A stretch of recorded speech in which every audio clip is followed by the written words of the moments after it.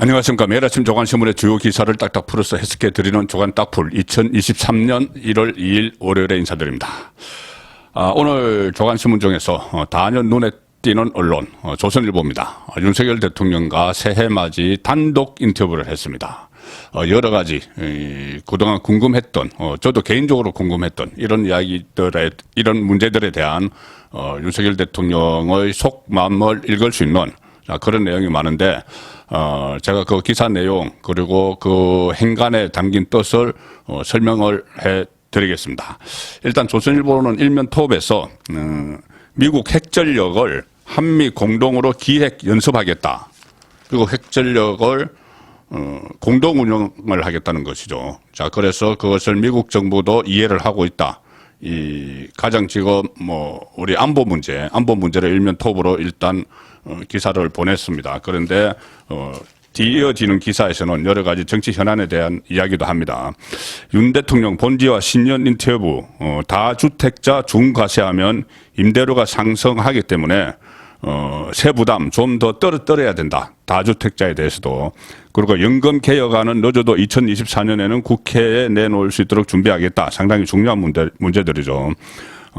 지난 30일 용산 대통령 집무실에서 조선일보와 가진 신년 인터뷰입니다. 그리고 핵무기는 미국의 것이지만 정보 공유와 계획, 훈련을 한미가 공동으로 해야 한다. 미국도 상당히 긍정적인 입장이다. 자, 이렇게 일면토 기사를 실었는데 다른 조간신문들은 일단 상당히 뼈아프겠죠.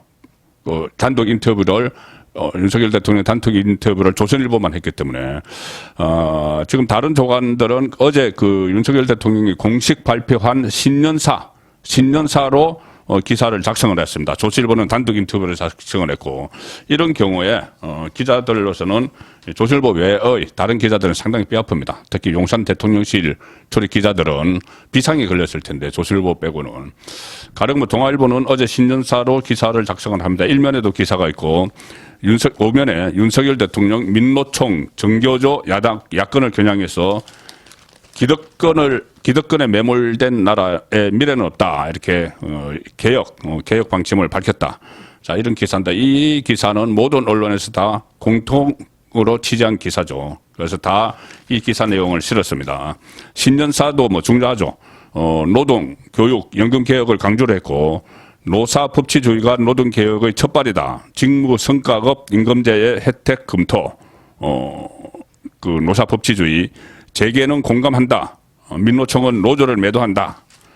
자, 경향신문 항상 왜곡해서 비틀어서 기사를 쓰는 왜곡은 아니고 좀 비틀어서 기사를 쓰는 경향신문입니다.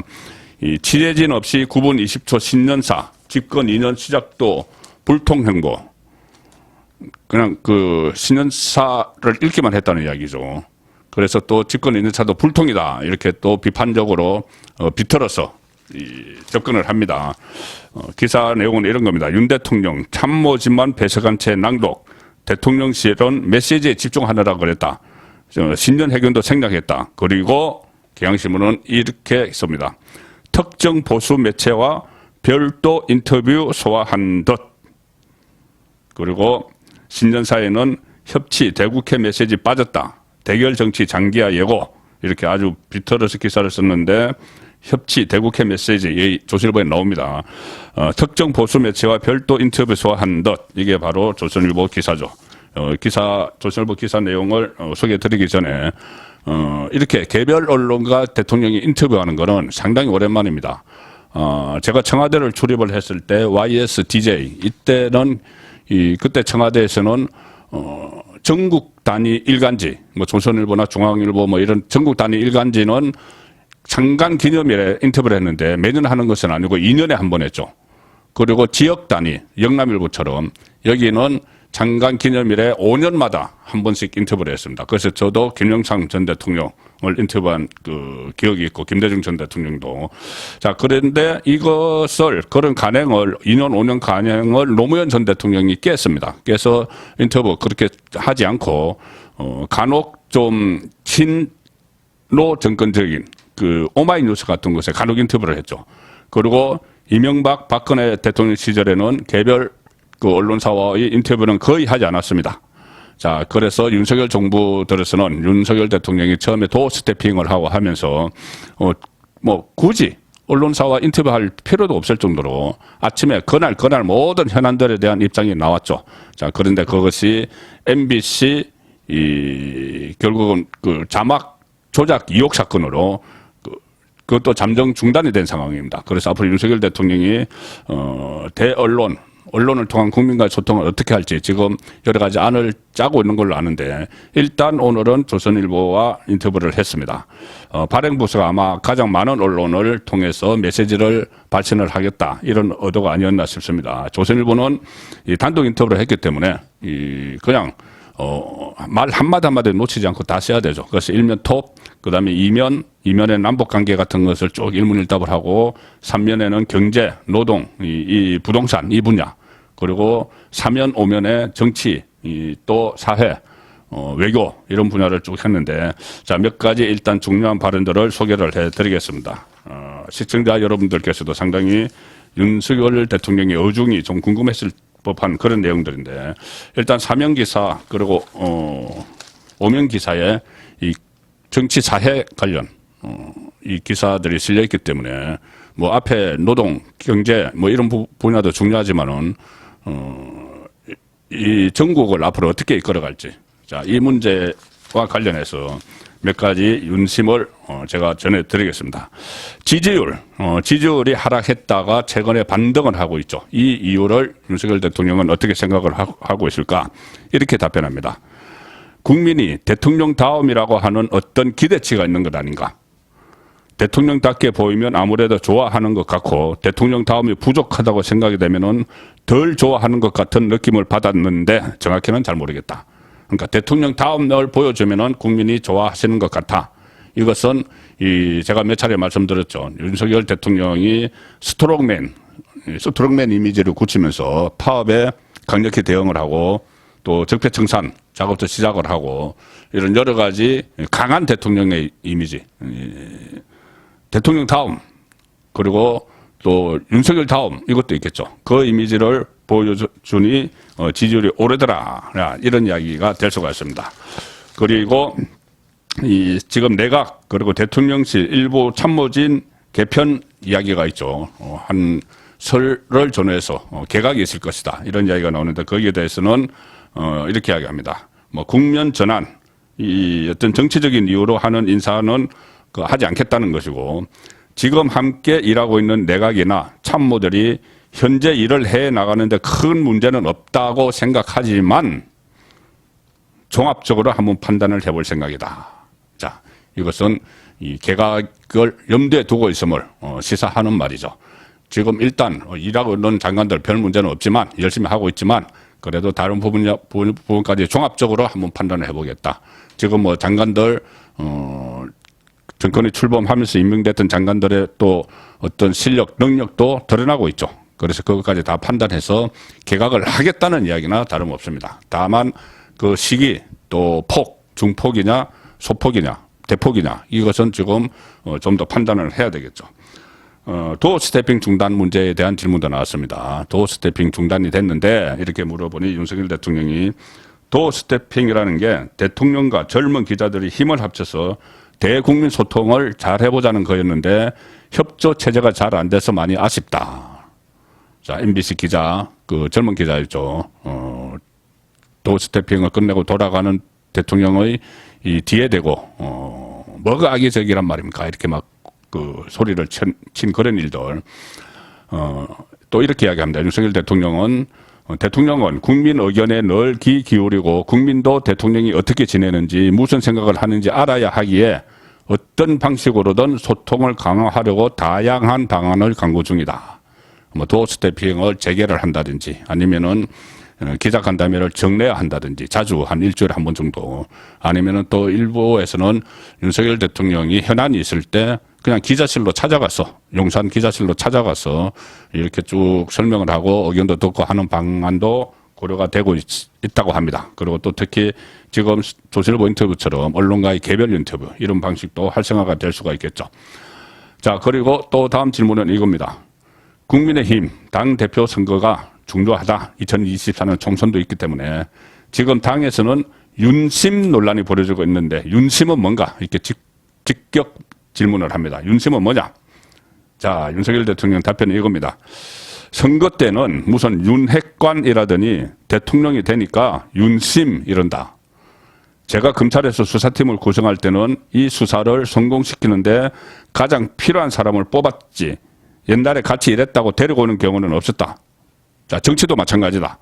총선에서도 여당이 다수당이 돼야 공약했던 정책을 차질 없이 할 수 있고 그러지 못하면 거의 식물 대통령이 될 것이다. 결국은 국민한테 약속했던 것들을 가장 잘할 사람들과 함께 가야 한다.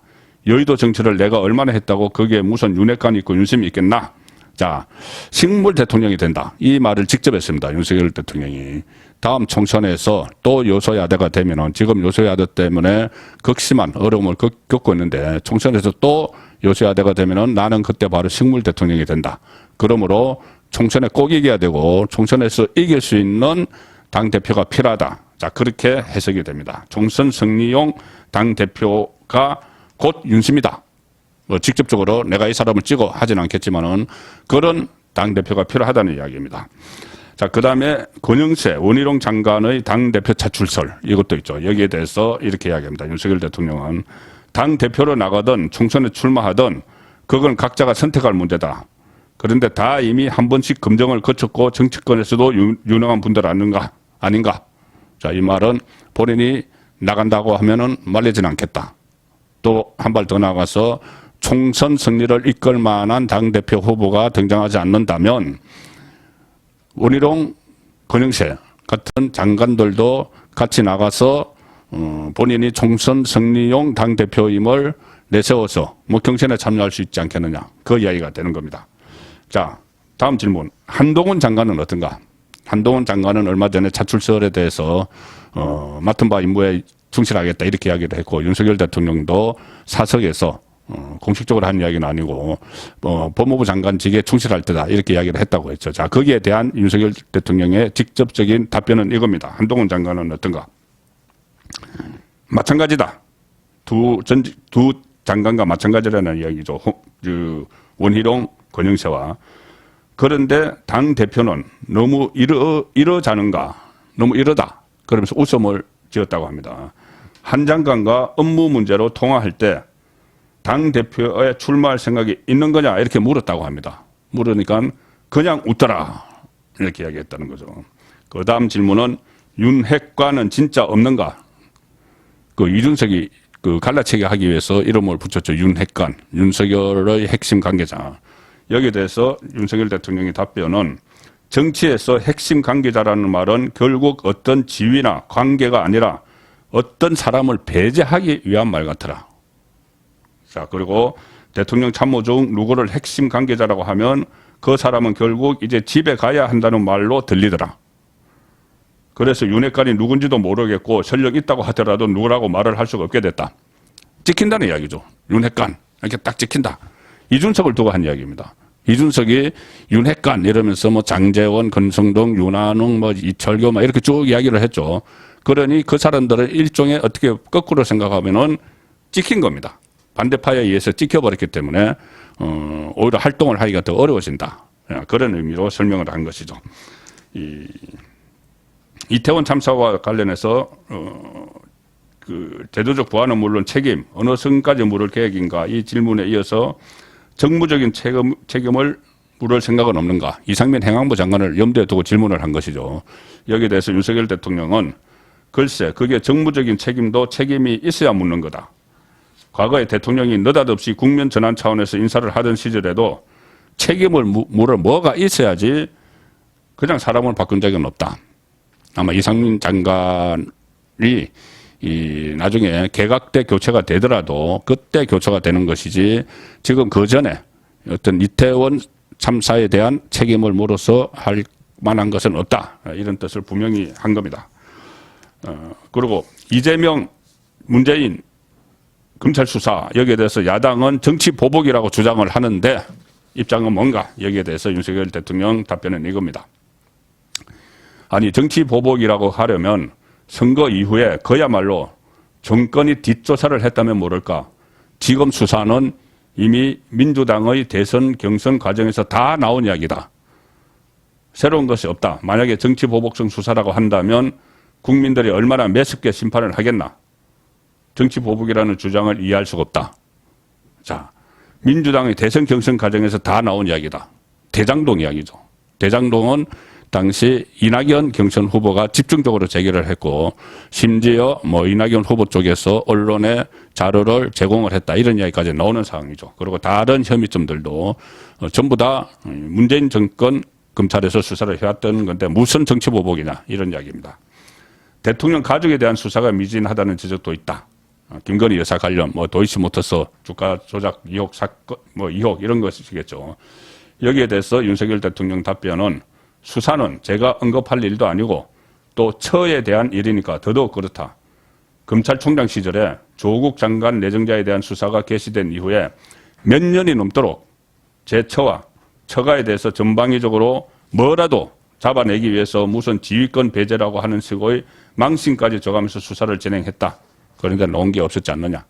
자, 그런 이야기고, 김건희 여사에 대한 이야기를, 또 하나 합니다. 뭐냐면은 김건희 여사에 대해서,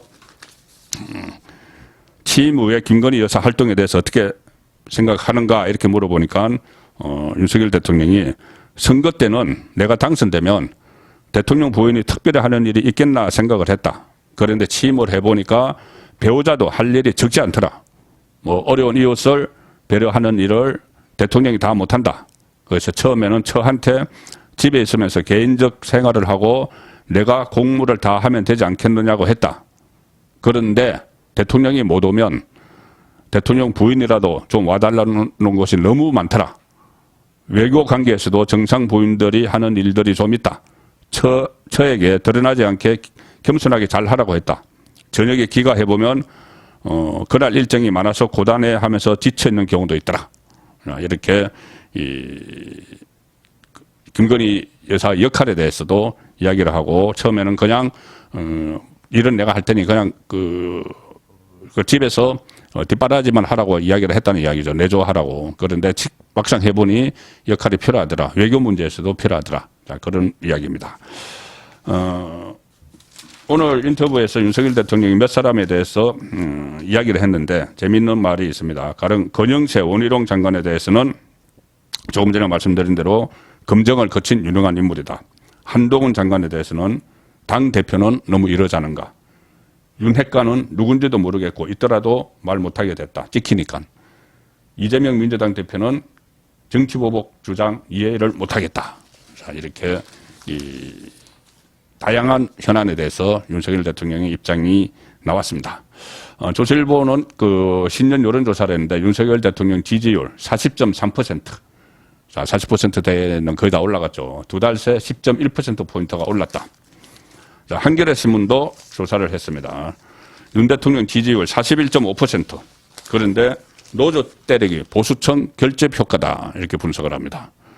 자, 한겨레 조사에서도 40%가 넘었었죠. 심지어 뭐 김호준 씨가 만든 여론조사에서도 여론조사 업체의 조사에서도 40%는 넘었었습니다. 긍정평가 중 40%는 결단력이 있다. 이런 평가를 했다. 파업 강경 대응 이후 상승세다. 그래서 대선 지지 이탈청 복원된 듯하다. 이런 기사입니다. 그런데 윤석열 대통령 지지율이 40%대가 아니고 65.6%가 나온 것이 있습니다. 윤석열 대통령 지지율. 어디냐? 대구 경북입니다. 대선 때 75%의 지지, 대구가 75, 경북이 73 정도였죠. 그런데 거의 근접한 65.6% 나왔다. 자, 영남일보 새해 여론조사입니다.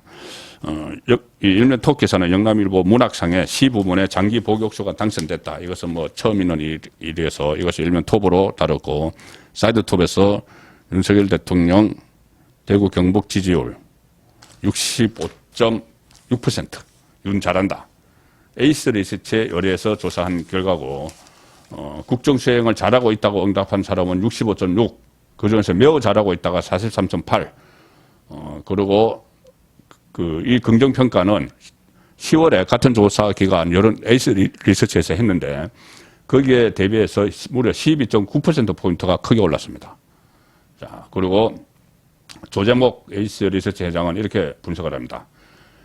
전반적으로 상승세로 돌아선 것은 대구 경북 지역의 이 같은 그 압도적 지지 여론이 반영된 결과다. 그러니까 윤석열 대통령의 전국 지지율이 전반적으로 상승세 40%까지 올라간 것은 이렇게 대구 경북에서 65% 이상 압도적인 지지를 해준 것이 많이 반영이 됐다. 그리고 지난해 대선에서 윤 대통령에게 투표한 층들이 이탈했다가 지지층으로 회귀하는 현상으로 보인다. 이렇게 분석을 했습니다. 오늘 아침 조간신문의 다른 기사는 주로 국민의힘 그 전당대회 그리고 1월 임시국회 문제입니다. 국민의 일부는 불붙는 국민의힘 당권 경쟁, 친윤에서 김기현 또고 유승민은 하락세로 돌아섰다.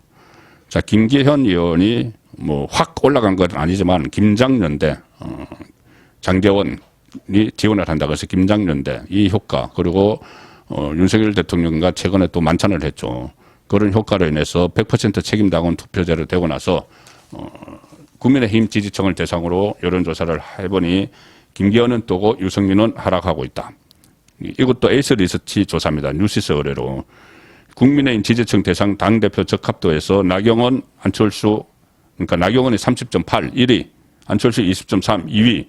그런데 김기현이 15.2로 3위를 했습니다. 직전 조사보다 4.9%포인트가 올랐다. 그리고 유승민 전 의원 하락세. 직전 조사보다 6.7%포인트나 빠져서 6.9%. 순위도 5위. 이것은 국민의힘 지지층의 지지층을 상대로 한 조사입니다. 자, 전국 상황도 지금 연초부터 서로 대치할 수밖에 없는 국면으로 가고 있습니다. 한국일보 1월 임시국회 이태원 국정조사연장 여야 새해에도 강대강 예고 좀 싸움으로 좀 시작할 가능성이 높습니다. 국회가. 한겨레 신문은 이렇게 또 분석을 합니다. 집권 2년 차에도 전 정권 야권 수사 대치 전국 길어진다. 집권 2년 차에도 그 문재인 이재명을 수사하기 때문에 대치 전국이 길어진다. 이런 뉘앙스로 비틀었습니다. 자, 본인들의 혐의가 있기 때문에 수사를 하는 것이죠. 그리고 한겨레 신문은 어제는 이재명과 관련된 기사입니다. 어제는 동교동, 봉화, 오늘 양산으로 가서 문재인을 만난다. 검찰 출석 앞두고 전열 정비, 그 11일 전후에서 검찰 소환조사 초읽기에 들어갔는데 고난굴하지 않겠다. 공세로 돌아섰다. 이재명이. 지금 그런데 사실 이재명 운명은 곧 국회에 체포동의안이 제출될 가능성이 높은 그쪽으로 가고 있죠. 그래서 새해에도 이재명 민주당 대표를 둘러싼 수사 진척 속도 이것이 또 관전 포인트가 계속되고 있습니다. 조간 딱풀이었습니다.